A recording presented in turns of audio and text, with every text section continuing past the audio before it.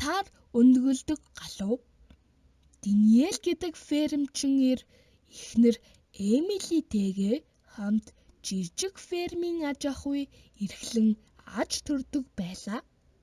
Тэд хэдий ядууч, умгар гэрэн хайр халамж, аз жаргалаар дүүрч хосууд сэтгэл хангалуун амьдардаг байв. Хос залуус ямаа, дахиа, галуутэж байна. Даниэл өглөө бүр эртлэн босож өндөгнүүдээ цуглуулан тосгор руу зарахаар явдаг байлаа. Тэрээр нэгэн өглөө сүрлэнээс өндгөө цуглуулж байхдаа бусдаасаа хүнд хатуу нэг өндөг байхыг олж харав. Шаргалтан гэрэлдэх өндгийг сандран шүүрсэн фермчингэр гэрийн зүг хар хурдаараа гүйсээр орж ирэнгүүтээ эхнэрээ дуудан энэ өндөг яг л алт шиг харагдаж байгаа биз? Гэхдээ мэдээж алт биш байх, тийм ээ? Гэлээ. Өндгийг алт мөн эсгийг шалгах нэг л арга байв. Даниэл өндгөө аван тосгоныхоо алт мөнгөний дархан руу явлаа. Дархан өндгийг алгаар цохиж үзнээ жуумалзан инээж "Эн чинь алтан өндөг байна шүү дээ. Энэ өндгийг чинь би 100 алтан зоосоор худалдаж авъя" гэв. Амьдралдаа анх удаа ийм их мөнгө атгаж үзсэн Даниэл эхнэртээ даашинз гутал, малгай, тэвэр дүүрэн бэлэгтээ эргэж ирлээ. Эмили үнэхээр их баярлаж байв. Бүсгүй шинэ хувцас өмсөн, хосууд хамт хашаагаа тойрон бүжиглэж өөрсдийнхөө азанд итгэж ядан хөөрцгөөнө. Маргааш нь Даниэл галууны байр руугаа өндгөө цуглуулахаар түгшин алхлаа. Сүрлэн дээр байх өндөгнүүдийн дунд дахин нэг гэрэлтсэн өндөг харагдав. Шаргалтан гэрэлтэх тэр өндөгний хажууд цагаан галуу түүн рүү харан зогсож байлаа. "Үнэхээр гайхалтай" гэж хашгирсан Даниэл алтан өндгөө дархны газар аваачиж зарахаар тосгор руу гүйлээ. Дараагийн өдрүүдэд ч өнөөх галуу алтан өндөг гаргаж Даниэл, Эмили хоёр удалгүй маш баян болов. Тэд үргэлж гоё сайхан хувцаслаж фермдээ хүсний ажилчид авч ажилуулан гаднаа цэцэрлэгтээ том байшинд нүүн оров. Эхэндээ тэдний шинэ амьдралын хэм маяг үнэхээр төгс санагдаж байлаа. Гэвч хэсэг хугацааны дараа тэд байшингаа жижигхэн байна хэмээн голох болов. "Бидэнд дахиад олон өрөө хэрэгтэй байна.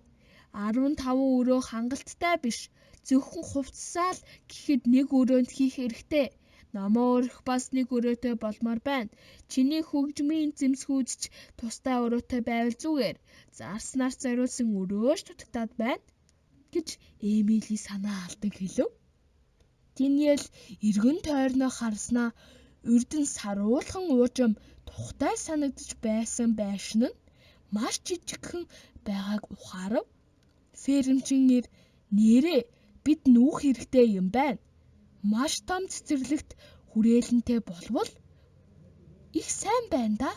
Тэгвэл манай хөршүүд бидний рүү үргэлж харж цооширдохгүй" гэд эхнэртэйгээ ярилцсан дор хаяж 50 өрөөтэй байшинтай болохоор шийдэв.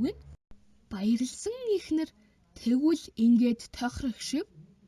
Аль болох хурдан шинэ байшин руугаа нүүж оръё" гэж шавдуулахад Даниэл "Одоохондоо арай болохгүй. Бидэнд хангалттай мөнгө алга" гэж баргаж царайлан хэлв. Тэгээд хос хоёр галууны байр руу очиж алтан өндөг гаргадаг цагаан галуу руугаа харлаа. Даниэл энэ үед "Манай галуу өдөр бүр нэг ширхэг алтан өндөг гаргаад байвал бид тансаг байшингаа худалдаж авахын тулд нэлээн удаан хүлээх хэрэгтэй болно" гэж санаа алдахад Эмили "Ихэнх галуунууд өдөрт 2-4 өндөг гаргадаг.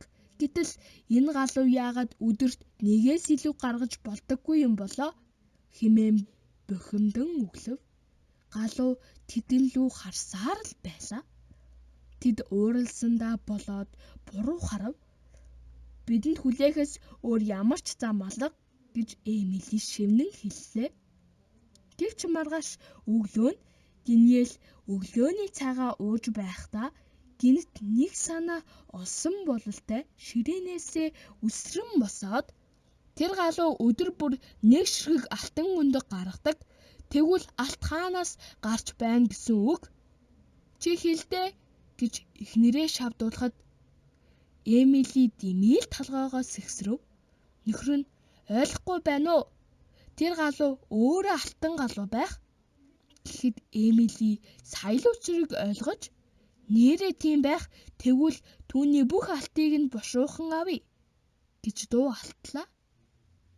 Ингээд тэд галууныхаа байр руу яарангүй. Эмили галууг барьж аван Даниэл түүний гараас галууг авахдаа энэ галууны эзэнт дотроос бидний өмнө хизээч байж харагдаагүй тийм их алт гарч ирэх байх та гэж амандаа бовтноо.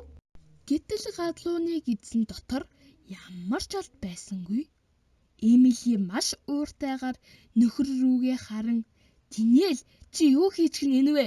гэж хашгираад нөхөр нь "Хэн шин байшаа авъя гэж зүтгээд байлаа, хэн илүү ихийг хүсээд байлаа" гэж цөхрөн орилов.